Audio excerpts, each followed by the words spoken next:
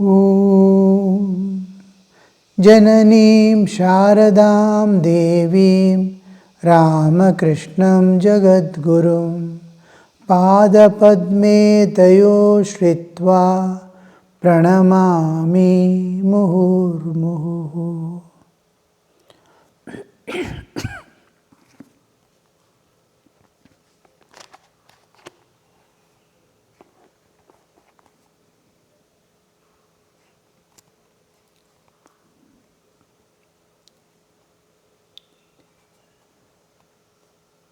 A real devotee, yesterday we were discussing about the signs of a true devotee.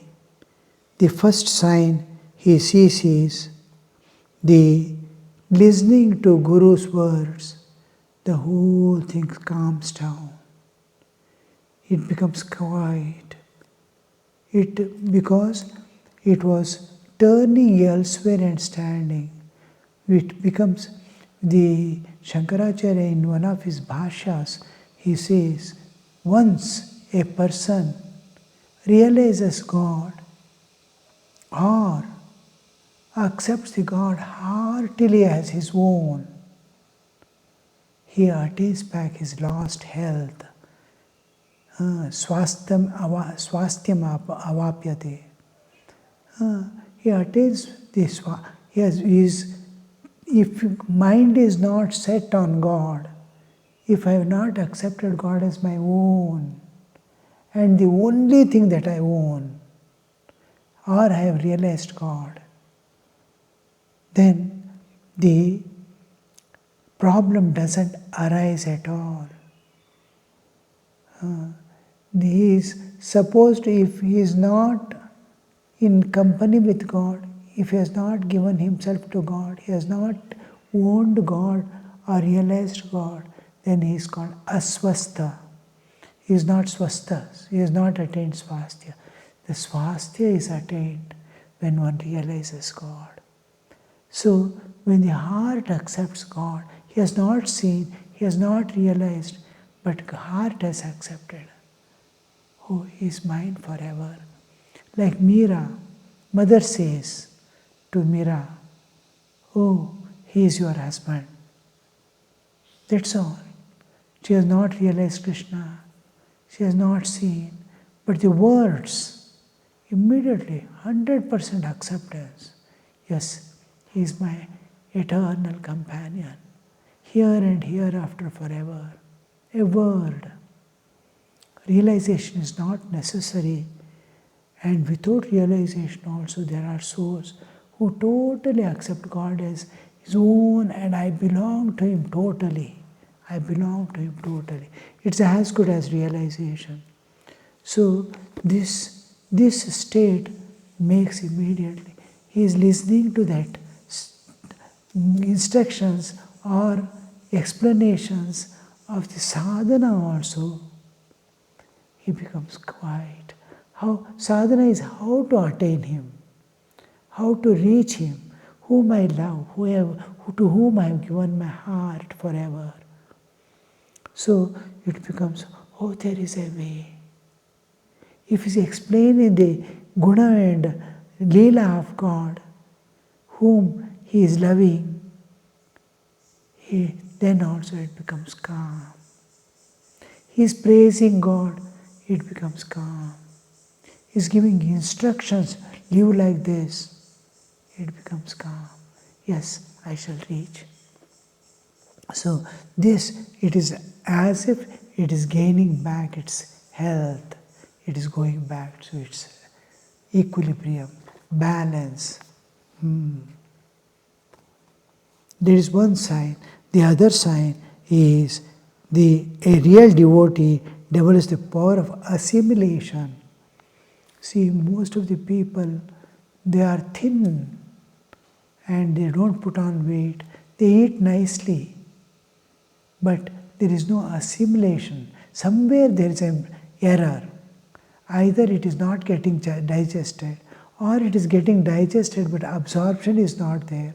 Absorption is there, but the blood is not retaining the nutritions. Somewhere something is going wrong. They eat lot, but weight doesn't put on. Assimilation is not there.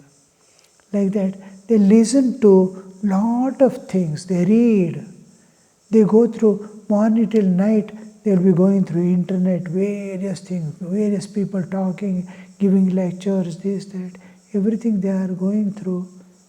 But life is same. 20 years back, what was the person is continuing to be the same person. Same efforts to listen, to understand, and Guru ho praptam gurave samarpitam. Leave that there and walk forth. So this no assimilation. Once heard from Guru, yes, over. Yeah, thousands of times it rings. Ekavaram shravanam, sahasravaram mananam. It goes and goes and goes till it is absorbed and becomes one with the existence. I have heard, I have become. The Guru gives so many times repeats. You can see in Gospel, Sri Ramakrishna using the term of Kamini Kanchana Tyaga repeatedly, how many times? To almost everyone. Have all things in your life, but don't forget God. A day comes when you will have all things will go away from you. So hold on to the divine, hold on to the divine. All this is today's play. Don't try to manipulate this world. Don't try to alter or change anything. Change yourself. Reach the perfection fast. So these instructions, assimilate and follow. So this nature he develops. An image cannot be impressed on bare glass, but only the glass stained with black solution, as in photography. Black solution is devotion to God. There is the third sign of a true devotee. The true devotee has controlled his senses, has subdued his lust. The gopis were free from lust. Here, the second thing, an image cannot regarding assimilation, he says, the photography, if film is not there, in those days glass used to be used. Now we are using film. Now latest it is computerized, digital. But in those days, a glass on which there is a coating of silver oxide and all that. The moment it is exposed to light, it catches that. Plain glass, it doesn't. It is not covered, it is not anointed with the solution. So when it is immediately how it catches, just he opens the aperture and closes it. By that time, the whole picture it has got. And in the glass, now Sri Ramakrishna's picture, Holy Mother's picture, what we see were from that principle of just opening and closing. It is going to take on the glass film. So here Sri Ramakrishna is giving ordinary glass and glass, both are glass. One is just coated with some substance, solution that catches light, that records light. So here Sri Ramakrishna says, we are listening, but it is not catching inside, because it is coated with the world. It must be clean. On a clean slate you can write. But on a lot of writing is there, what you are written will not be visible at all. So the heart must be clean and plain. It has not caught anybody.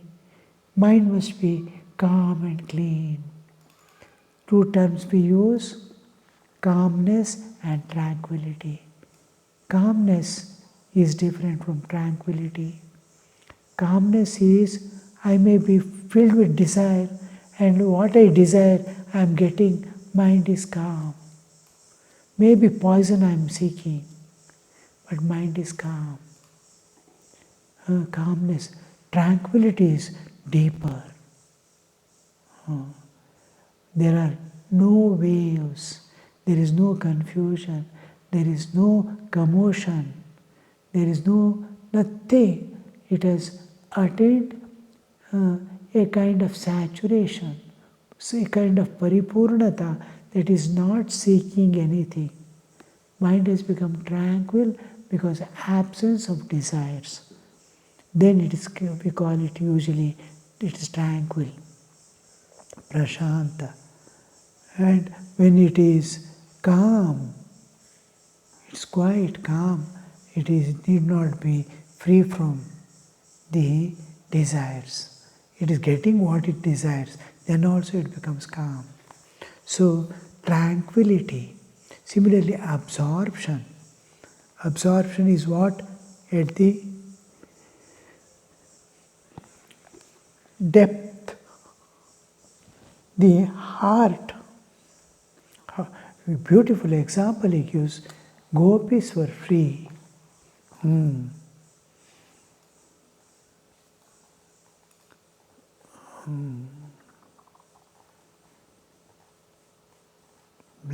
Gopis were free from lust.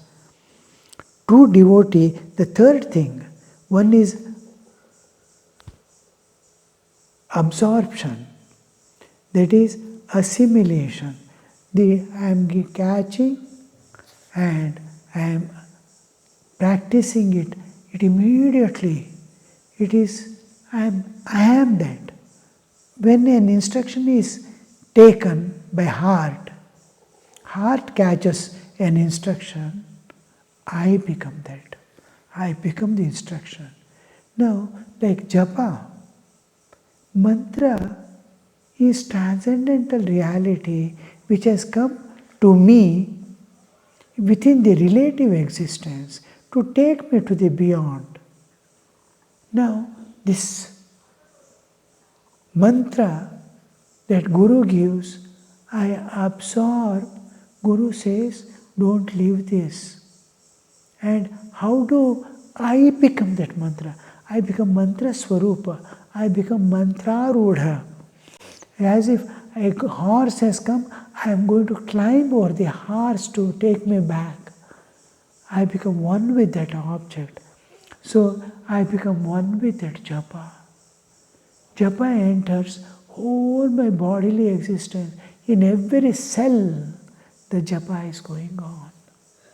So this is assimilation. To the cell level it must come. Now, you see, the modern science, with one cell, there is cloning. I can clone a cell of a person and make that person come into existence. Every cell contains what is that person is. Now, a person who is constantly doing japa, every cell is doing japa. If I clone that person's cell, the new person who appears will have the same tendency of constantly doing japa. It enters deeper layers. I become that instruction absorbed, I become the instruction itself. There is third sign of a true devotee. True devotee has controlled his senses. Indriya nigraha. Sanyama. Sanyama, when you use the term sanyama, it is all mind is brought under control. Mind is usually under the sway of vasanas. Vasanadhina. Mind is vasanadhina always. It is under the sway of vasanas. And here, to control that mind which is dragged and driven by vasana, how much of dependence on God I must have, how much of love of God I must have to overcome that. When Sri Ramakrishna was there in Vrindavan, one old lady comes into picture. She used to enter into ecstatic states. Seeing Sri Ramakrishna, she is fascinated. She doesn't want to leave Sri Ramakrishna and go away. She says, no, I will not allow him to go. I want him to be with me. And seeing her state of ecstatic love of God, in which she is forgetting herself, Sri Ramakrishna is also charged. Yes, I want to be with her. I will not come. I will be. She's an old lady who finds it difficult to take care of herself. How will she take care of Sri Ramakrishna, who is another person who is always in ecstasy? The one who cared for Sri Ramakrishna, his assistant, is not living. One side he is holding the hand of Sri Ramakrishna and pulling, the old lady is holding the other side and pulling. No, I want him, I want him. Suddenly Sri Ramakrishna remembers, oh, my mother there, the Divine Mother. Whole Leela took place in Dakshineswar. The moment he remembers, in a moment, he says, no, I have to go back. This, now, how much of Sanyama is there? Now, it is pulling, it is driving, because it is something, God is there where ecstasy is there. He cannot leave and go. But one eternal link, the source, he is holding that eternal relationship with God, he has realized. Suddenly that comes to mind, and it immediately pulls it back. Now, here you see, however powerful vasana be, however powerful the thing be, my hold on the God, my entering into relationship with Him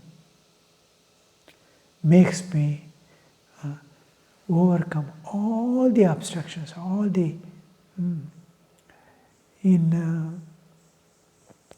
I was contemplating on Narayana concept. God repeating His incarnations. The one is human, perfect human, and perfect divine. Both are in the human aspects. Come down as humans, as two sages, and they continue to be going. Narayana. In Badrikashrama, they they go for penance, Badrinath. And there are two hills which are said to be Nara and Narayana sitting for penance.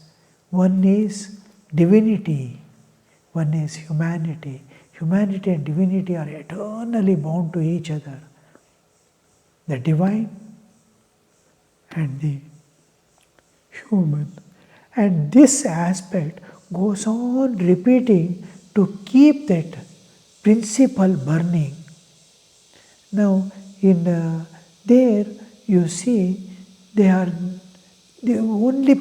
purpose is to help humanity to realize their divinity. You are divine, you are divine. And tapas can achieve anything. They are eternally sitting in that tapas, austerity. Oh man, you are divine, realize it. To keep that burning, the spiritual message, the righteousness, dharma, the protection of dharma, when the dharma itself is a cyclic movement of waning and waxing, like moon's phases. It becomes Amavasya, it becomes Purnima. Or seasons, highest temperature and lowest temperature. This goes in cyclic order, dharma. And to bring back the balance, to bring back the dharma to its life, whenever there is this decline of dharma, it maintains the cosmic balance. And the purpose of the Narayana is there for that. And then they will be doing great tapas to maintain that dharma in the humanity, to make the divinity manifest in every human. And then we see the one demon, he is called Sahasra Kavacha. He comes to fight. Sahasra Kavacha. And these people fight for lakhs of years with that. He has got Sahasra Kavacha, one by one. 999 Kavachas are destroyed by Narayana. How the tapas can achieve anything. That principle is brought there. He may be having tremendous power. He may be having so many armors protecting him, but nothing. You can overcome everything through tapas. That principle is brought. And that one, when the last armor is there, he runs to sun god and hides there and takes shelter. Protect me, protect me. Now these people seeing him taken refuge, sun god says, no, he'll be there with me. He has taken refuge, I will not leave him. Then they go back, and he is supposed to have been born as Karna with one kavacha, very pending. See how again that Narayana is coming down as Krishna and Arjuna in Dwapara, as Rama and Hanuman in the Treta, and in Kali Yuga,